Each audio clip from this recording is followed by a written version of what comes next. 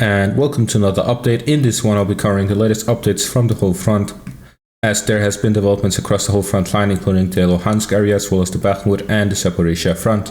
Starting out in the Zaporizhzhia front, we see that there is heavy fighting that continues here to the north of Robotyne, as the Ukrainian forces launch an attack after another with armored vehicles and armored tanks and so on, as the Russian forces actually went out to face them with their own tanks. So there's currently undergoing a tank battle, and this is happening after a third armored assault hits the front line by Robotyne. So the Ukrainian forces are putting a lot of efforts and a lot of equipment on the line here as they continue their attempts at attacking and breaking through here to the south of Novodanilivka. So they've actually managed to find an area which has managed to push through the minefields of the Russian forces. So they're actually through the first area of the minefields between the Ukrainian positions and the first line of defense of the Russian forces. So they are now through the minefields to the north of Robotyne. With this, they are able to actually fight and reach the Russian defensive positions here to the north of the defensive line, which means that they are now able to face the Russians head on. So after a couple of armored convoys hitting the front line and assisting and reinforcing the forces that the Ukrainians have committed to this battle, the Russian forces saw that this was actually a large enough force for them to respond. So they have now sent their own tanked and armored vehicles to the front line to fight the Ukrainians head on. So there's currently undergoing a tank battle on this part of the front line. However, before this, we see this video here of Russian forces, Russian soldiers, and we can see that there's actually the average age between these soldiers is actually very young compared to what we've seen generally throughout the war. At some point, the average age was somewhere in the 40s, but here it looks somewhere close to the mid-20s at the very most. So we see they are standing by a Bradley that the Russian forces have allegedly captured. And moving back to the front line, we also see a lot of fighting across the front line, both to the south of Holyai-Pole, across the whole Orikhiv front, in the direction of Lubkove, and here south of Velikonovosilka in the Vremelsky Ledge area. Here we see the Ukrainian forces continue their attacks, especially around Staromayorsk and Priutne, as the Ukrainian forces continue advancing in this part, and they have managed to cross over the river lines, and they're now fighting by the villages themselves, as they have managed to even out the front line here to the west of Makarivka, and they now have control over the high ground next to the Vremelsky Ledge, which then allows them to push onwards without having to worry about the Russians with the high ground to the west. So this actually puts into danger the Russian villages here to the east. However, we have seen so far that the Russians have managed to hold on to these positions and prevent the Ukrainians from breaking through. So the Ukrainians may be suffering from a lack of firepower in this area that could match the Russian forces, especially with how we've seen throughout the war that the Russian forces have a major superiority when it comes to firepower and also air power, considering the difference in the arms that they had prior to the war, as well as with the limited amount of supplies that the West have sent. Although they have sent a lot, it is not comparable to what the Russians have available. Then we return to the battle here by the south of Orikhiv, where the Ukrainian forces seem to be focusing on the area in between Robotyne as well as the village of Verbove. So they're actually trying to reach the Russian first line of defense through the village of Verbove. So they are going somewhere in between the two areas rather than straight at Robotyne, which would be indicated by the fact that they're avoiding using any of the roads and moving in between by the ledge here between the two areas.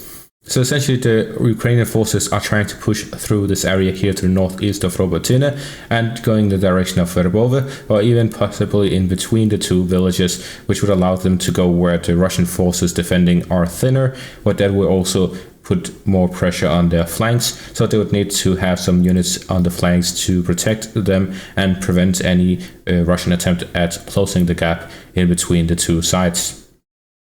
And through this fighting, we actually see that there is this picture here, which indicates the advances actually happening. And the Ukrainian forces are trying to push through the central area and the Russian forces are in return sending reinforcements both from Robotyne but also from the Verbova area, where they try to reach the Ukrainian attacking force, allowing them to face them and to prevent them from advancing further, and try to re-establish some of the minefields here to the north to slow down the Ukrainian offensive further. In other news, before we move on to the other parts of the front line, there was the first day of the Vilnius NATO summit today, and the main topic has been further support for Ukraine, where many countries have promised giving additional support. But other than that, there's also the security guarantees for Ukraine in case this war ends. Will the West and Ukraine still exists and Russia still exists, will Ukraine receive security guarantees from NATO countries until the joining of Ukraine into NATO? So far, the Nordic countries, probably including Finland, Sweden, Norway, and Denmark, have sent and promised guarantees to Ukraine when the war ends, that they will guarantee them and their independence and their security until Ukraine enters NATO. So essentially that is what has been the main topics of today. Other than that, there was no big announcements at the Vilnius summit, and we are moving back to the front line, where in the Bakhmut area the Russian forces have managed to actually push back the Ukrainian forces across the dam, and now they have regained full control over the village of Orikhiv, pushing the Ukrainian forces out of the village and back across the dam here to the south. As for the northern front by the Kreminna-Satovo area, the Russian forces are continuing their fights here to the west of Kreminna in the direction of Liman, where they are fighting in the direction of Tursk as well as Zaporizhzhia, where they have entered the village, and the fighting continues in this area as reported by Syriac maps. So prior to this, there was actually some reports that the videos were actually fake. The Ukrainian forces took some videos of the Russian forces shelling Ukrainian positions and claiming it was them shelling Russian positions. From that, we saw and believe that the Ukrainian forces were attacking Russian forces within the village, which would indicate that the Russian forces had advanced to that point. Later turns out that that was the case, and that the Ukrainians just published a video that they manipulated the information around.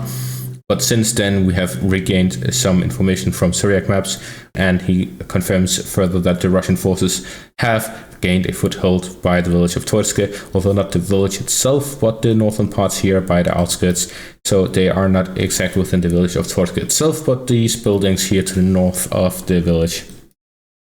However, what is very interesting is that the Russian forces are actually attacking the village of Tursk, which means that they are stopping their defensive positions and they are actually pushing westwards, which could indicate that they may have an interest in gaining control over the river line here to the west of Kreminna, or maybe even pushing further onwards towards Liman, which would, in case they capture Liman, allow them to regain an established base here to the south of the north of the Zaporizhzhia River and south of the Uskal River, which would then allow them to attack from 2 points, from the northern point as well as from the southern point in the direction of the Uskal River line, try to cut off the Ukrainian forces and gain full control over the river line.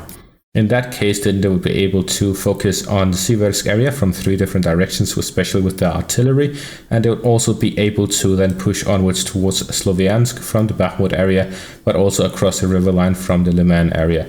So they would essentially gain a lot by capturing the village of Liman. So the Russian forces may have a very big interest in capturing it. And as such, we are seeing some offensive operations in this area, especially now during the Ukrainian offensive here in the south and the Ukrainian counteroffensive by Bakhmut.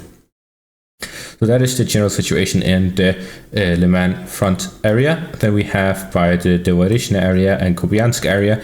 According to the latest news, there is also fighting going on here, especially by Sinkivka, as the Russian forces push along the river line and are also attacking from the village of Vilnius and Liman Pershi as they try to attack and gain further control over these southern parts of the Orikhiv area that they still have under their control. And that is going to be all for this update. Thank you all for watching and have a great day.